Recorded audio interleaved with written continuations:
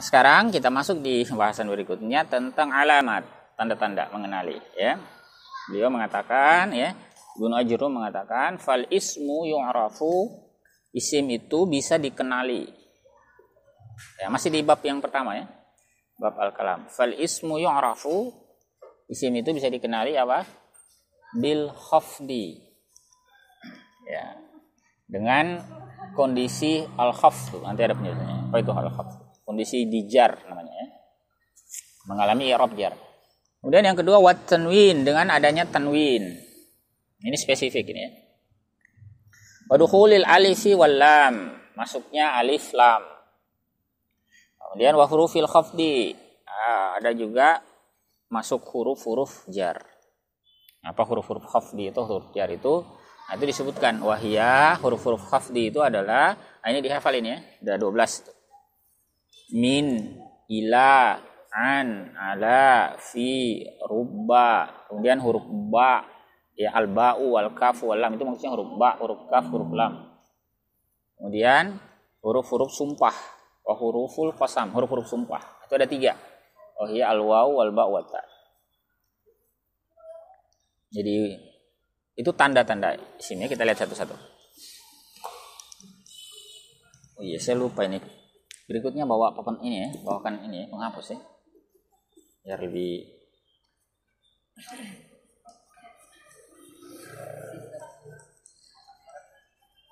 ya. Di pembahasan malam ini kita lihat tanda-tanda mengenali, ya. Yang paling mudah dikenali itu isim. Paling gampang. Ini kalau gagal mengenali isim, mestinya tidak gagal lah, ya. Karena mudah sekali mengenali isim. Dibandingkan fi'il, lebih mudah isim. Karena tanda-tandanya banyak dan sangat spesifik, ya. Nah, isim itu bisa dikenali dengan al-khafdu, adanya khafd, adanya jar. Dan kita sebut dengan alamat. Alamat sih bahasa Indonesia, ya. Alamat isim, alamat tanda-tanda. Alamat mau hujan, mendung, alamat mau hujan. Tanda-tanda. Jadi tanda-tanda ada beberapa yang beliau sebutkan sini. Yang pertama adalah al-khafd.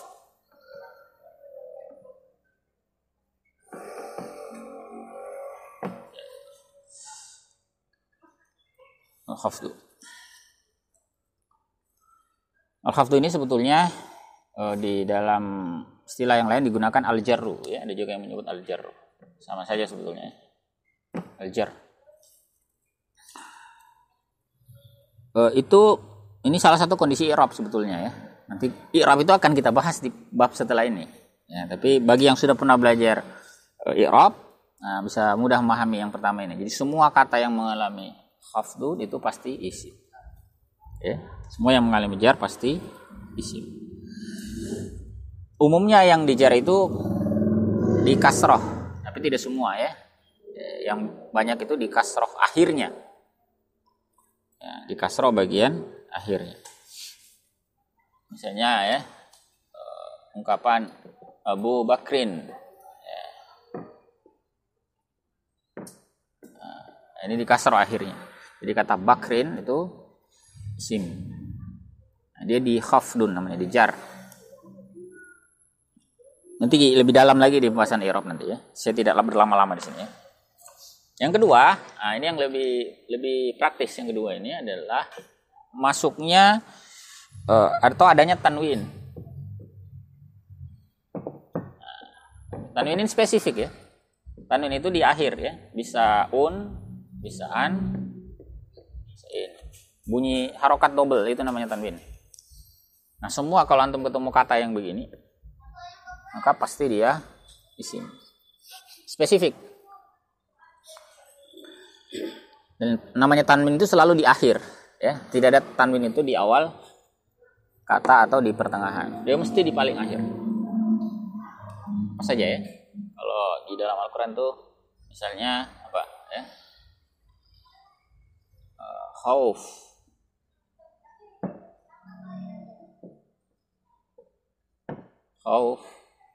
Wa amanahum min khaufin.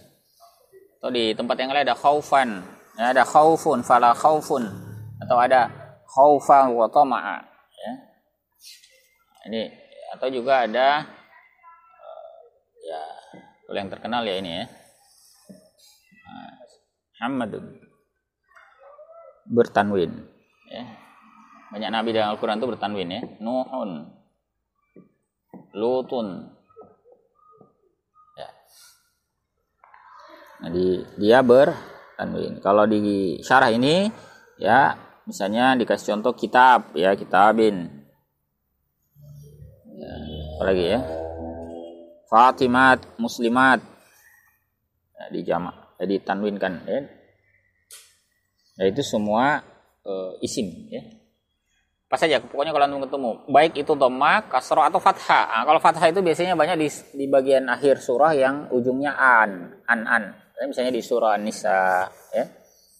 Kalau di juz amma itu misalnya di surah apa ya? An-Nazi'at, ya Gharqa. Nah, itu Gharqa. Nasyitat, nashta. Itu kan sebetulnya tanwin. Nah, hanya kalau kita baca waqaf, kita membacanya dengan ini kan nashta. Di surah An-Nisa itu juga banyak ya. Innallaha kana aliman hakima. Jadi baik tanwinnya itu fathah, kasrah atau dhamma sama. Yaitu tanda isim, ya spesifik.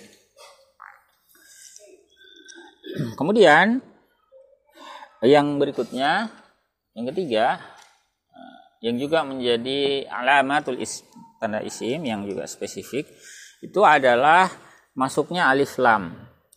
Dukhul al alif wal lam. Dukhul masuknya alif lam.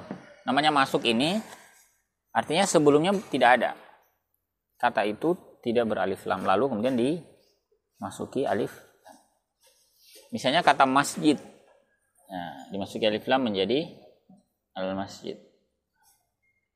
Nah, ya. Banyak nama surah dalam Al-Quran itu alnya itu adalah alif lam tambahan. Al-Fatihah, Al-Baqarah, apa lagi? Al-Kafirun, apa lagi? Al-Falaq, An-Nas, Al-Ikhlas. Jadi al itu kebanyakan adalah asalnya dia bukan beralif, dia tidak beralif lam. Di sini contohnya ar-rajulu, al-gulamu, al-faras, al-kitab, al-bait, al-madrasah. Dia tidak beralif lam lalu diberi alif. Jadi alif lamnya itu adalah alif lam tambahan. Cuma nanti hati-hati, kadang alif lam ini menjadi tidak spesifik kalau dia tidak asli. Karena ada juga alif lam itu tidak asli. Bukan tidak asli, alif lam asli maksudnya ya. Alif lam ada yang asli. Kalau ini kan tidak asli. Bukan bawaannya, hanya ditambahkan. Ada alif lam yang asli. Hati-hati ya. Alif lam yang asli itu kelihatannya seperti alif lam tapi bukan ini. Nah, misalnya kalau di Al-Qur'an itu ada alhaakumut takatsur. Alhaakumut takatsur. Misalnya ini contohnya. Alha ini sebenarnya fiil. Iya, alif lam yang ada di sini bukan alif lam tambahan seperti itu. Ya, itu mirip kalau dalam bahasa Inggris al tambahan itu seperti ini. Nah, gini. Ya, misalnya kan gini dah. Kalau ada begininya di depan kan pasti ini adalah kata benda. Mau dikasih apapun kata di sini kan? Nah, misalnya ya, sama saja. Ini semua kata benda ya kalau ada begininya di depan.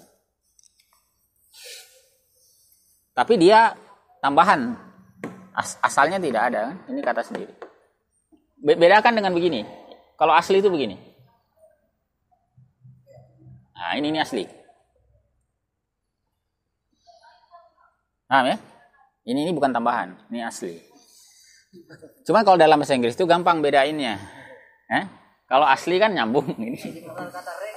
Ya kan? Kalau asli kan nyambung.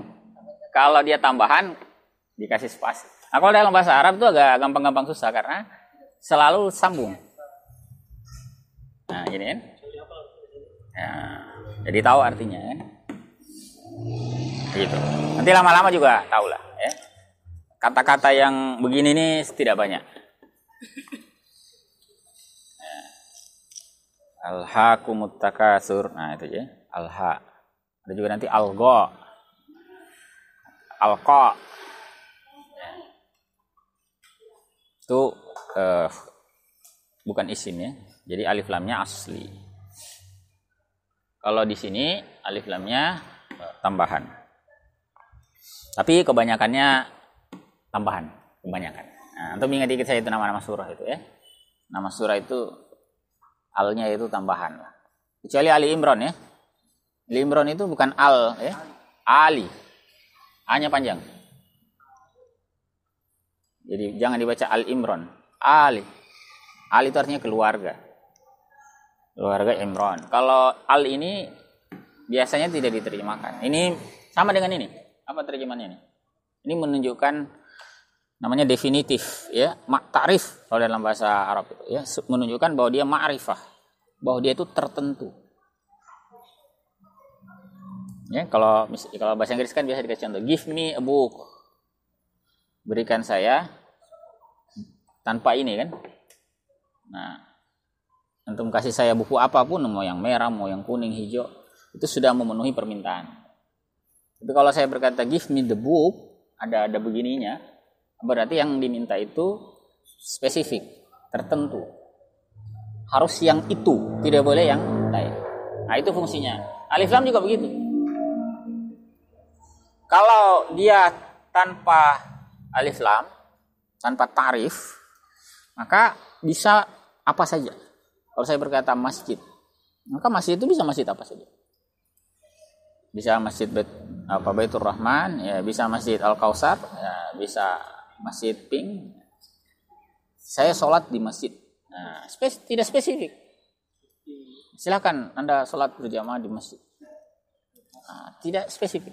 Mau di masjid manapun. Tapi kalau dikasih alif lam, saya sholat di masjid itu, maka itu spesifik. Meskipun saya tidak sebut masjid yang mana, tapi spesifik. Saya sholat di masjid itu, bukan di masjid yang lain. Itu fungsi alif lam. Ya. Dan dia sebagai penanda isim. Makanya disebut alif lam ta'rif. Alif lam yang membuat kata itu menjadi ma'rifah, menjadi tertentu, dikenali. Spesifik. Baik, itu tanda yang ketiga. Ya. Nah, sekarang kita lihat tanda yang keempat. Ya, tanda yang keempat. Nah, ini yang antum hafal ini. Jangan sampai lolos ini, ya. Penting sekali ini soalnya. Ada orang belajar bahasa Arab bertahun-tahun tidak tahu huruf jar. Masya Allah.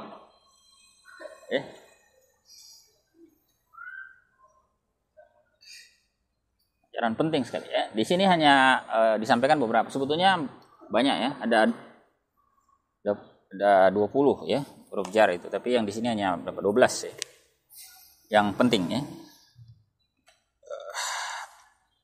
Tanda yang keempat itu adalah masuknya huruf khaf ya, huruf khaf atau huruf jar. Waduhuli hurufil khafdi. Huruf khaf atau huruf jar.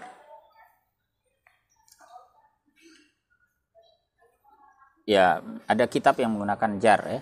Sama saja itu artinya. Itu biasanya beda aliran. Satu aliran Kufah, satu aliran Basrah. Mazhab itu ya. Tapi maknanya sama sih.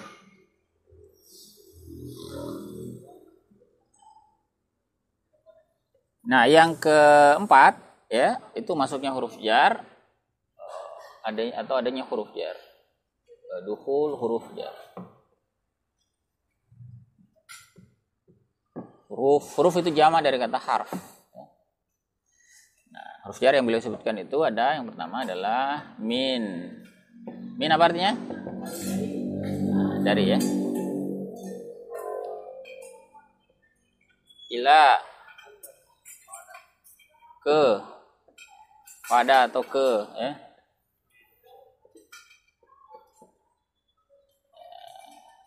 Misalnya kalau bahasa Inggris ini from lah, ini to. Kemudian yang ketiga an ini juga apa? Dari ya. Biasanya kalau dalam bentuk periwayatan hadis pakai ini ya. Dari, atau bisa juga artinya tentang. Wa yas'alunaka 'anir ruh. Mereka bertanya kepadamu tentang. Yas'alunaka 'anil ahillah wa yas'alunaka 'anil khamri wal maisir. Nah, di situ artinya tentang.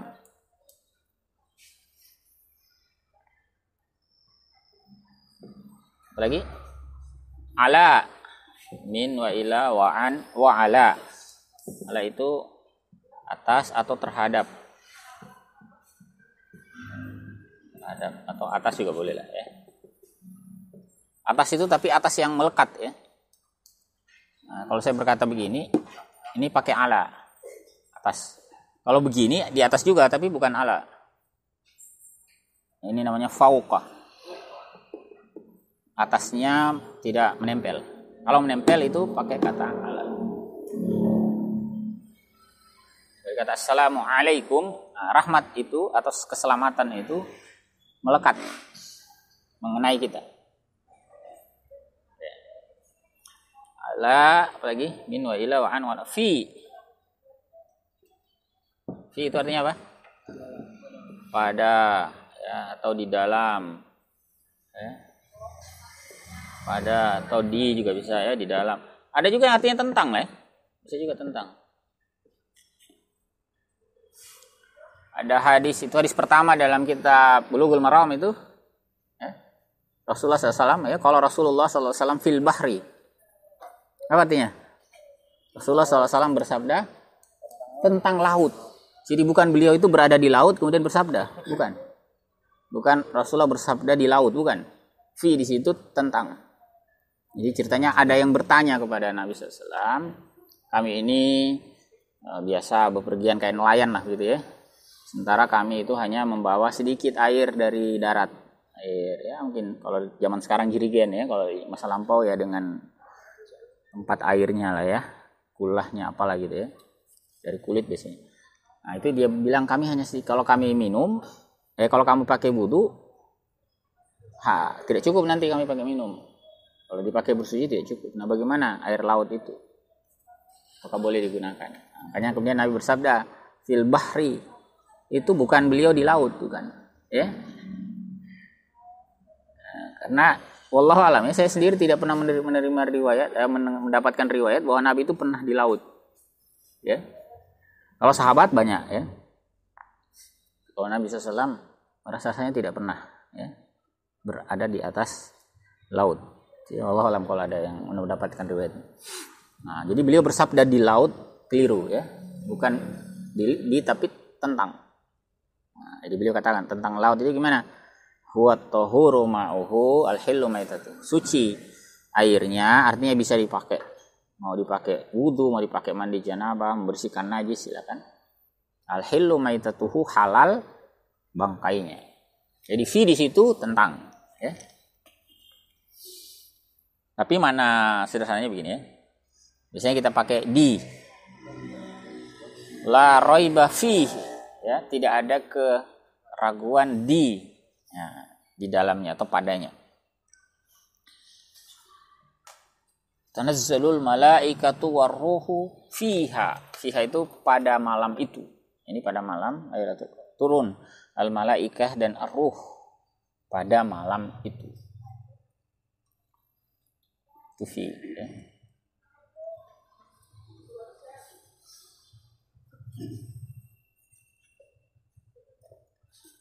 Baik ya.